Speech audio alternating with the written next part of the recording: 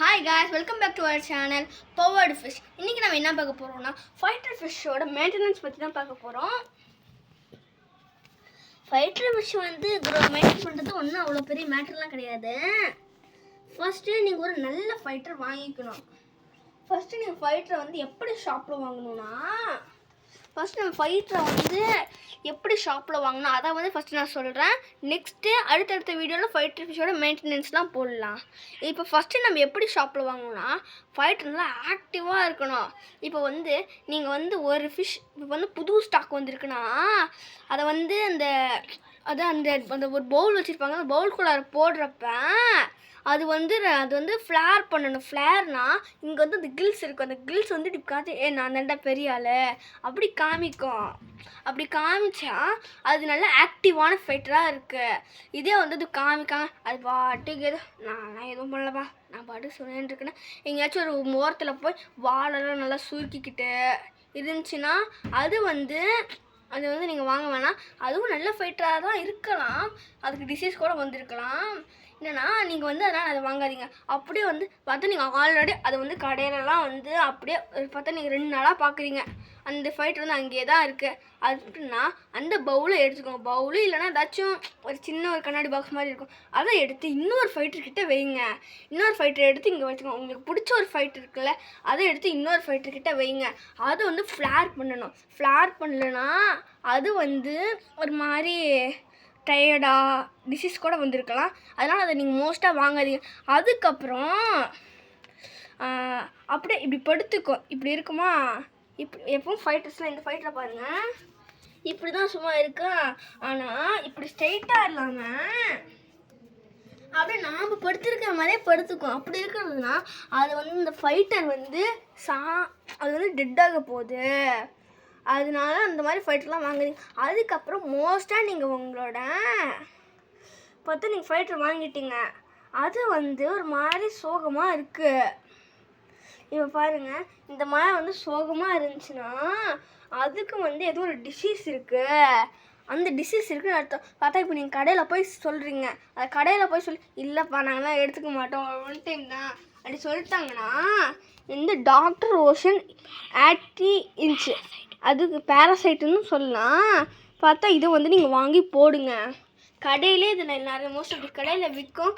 பார்த்தா 1 லிட்டருக்கு 2 லிட்டருக்கு 2 லிட்டருக்கு 5 ட்ராப்ஸ் தான் விடணும். அதான் அதுவும் இல்லாமல் நீங்கள் கடையில் போய் பார்த்தீங்கன்னா அதுங்க அவங்களே தருவாங்க. இந்த மாதிரி ஃபைட்டருக்குலாம் அட்லீஸ்ட் ஒரு 2 லிட்டர் ஆச்சும் வந்து நம்ம ஸ்பேஸ் தரணும். ஆனால் சின்ன பவுலில் இருந்தால் பார்க்க அழகாக தான் இருக்கும். இந்த மாதிரி சின்ன பவுலில் இருக்கக்கூடாது.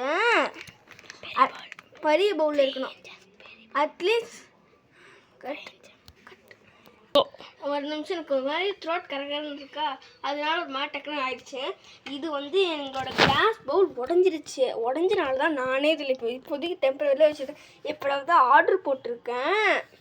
அது வந்து இன்னும் ஒரு 2 டேஸில் வரும். இதுக்கு மேலே நீங்கள் பவுலில் தான் பார்க்க போகிறீங்க. பார்த்தா பவுல் வந்து உடஞ்சிருச்சு. அதனால தான் பண்ணேன். ஒரு 5 லிட்டர் கெப்பாசிட்டிலாம் ஒரு 3 லிட்டர் தான். அதில் வந்து நீங்கள் நிறைய பிளான்டேஷன்லாம் பண்ணிக்கலாம். இது வந்து ஒரு சின்னதாக இருக்கா. அதனால் பிளான்டேஷன்லாம் ரொம்ப அசிங்கமாக இருக்கும். அட்லீஸ்ட் பார்த்தா நீங்கள் ஒரு 5 லிட்டர் வாட்டர் பாட்டில் இருக்குல்ல அதை கட் பண்ணி அதுக்குள்ளார தண்ணி ஊற்றி வச்சுக்கலாம். அது கூட நல்லா தான் இருக்கும். தண்ணி வந்து ஏஜ்டு வாட்டராக ஊற்றுங்க. ஒரு 3 டேஸ் வெயிட் பண்ணுங்கள். 3 டேஸ் வெயிட் பண்ணால் அது ஏஜ்டு வாட்டராக வரும். அது வந்து நீங்கள் ஊற்றுனீங்கன்னா நல்லா ஹாப்பியாக இருக்கும். ஆர்ஓ வாட்டர் தான் ஊற்றணும். ஆர்ஓ வாட்ரு அதுவும் இல்லாமல் நீங்கள் வாட்டர் சேஞ்ச் பண்ணுறீங்கன்னா ஏஜ்டு வாட்டர் தான் இருக்கணும். அதுவும் வந்து நீங்கள் வந்து அந்த பழைய வாட்டரே வந்து 70% தான் நீங்கள் எடுக்கணும். 70% எடுத்து அந்த 30% வாட்டர் அப்படியே விட்டுருங்க. அதாவது மேலே இருக்கிற வாட்டர் மட்டும் எடுங்க. ஏன்னா கீழே வந்து ஒரு மாதிரி அதோட பாத்ரூம்லாம் போய் ஒரு மாதிரி ரொம்ப அமோனியா இருக்கும். அதனால் மேலே இருக்கிற வாட்டர் வந்து ஒரு 30% எடுத்துக்கோங்க. அதுக்கப்புறம் ஃபைட்டரை பிடிச்சி அந்த வாட்டர்லேயே விட்டுருங்க.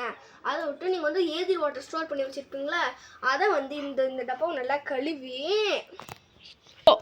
என்னன்னா இந்த மாதிரி எடுத்துக்கணும். பார்த்தா நான் சொன்னதில்ல ஃபஸ்ட்டு மேலே இருக்கிற ஒரு 30% வாட்டர் நீங்கள் எடுத்துக்கோங்க. எடுத்து அதிலே பீட்டா ஃபிஷ்ஷை விட்டுருங்க. ஏன்னா இப்போ டக்குன்னு வந்து ஒரு நார்மல் வாட்டரில் விட்டு அதுக்கப்புறம் மறுபடியும் அது இருக்கிற வாட்டர்லேயே கொஞ்சம் மிக்ஸ் ஆகி விட்டு அது மாதிரி ஸ்ட்ரெஸ் ஆகிடும். அதனால நீங்கள் இதோட இருக்கிற ஒரு 30% வாட்டர் வந்து இதுலேருந்து எடுத்து அந்த டப்பாவோ ஏதோ ஒன்று விட்டுருங்க. ஒரு மக்கு எது வேணால் பார்த்தா எடுத்து அதில் வந்து விட்டுருங்க. அதுக்கப்புறம் இதெல்லாம் நல்லா தேய்ச்சி க்ளீன் பண்ணி இல்லைன்னா நீங்கள் ஸ்க்ரப் வச்சு க்ளீன் பண்ணிக்கணும். தண்ணி வச்சு புது வாட்டர் ஏஜ்டு வாட்டராக இருக்கணும்.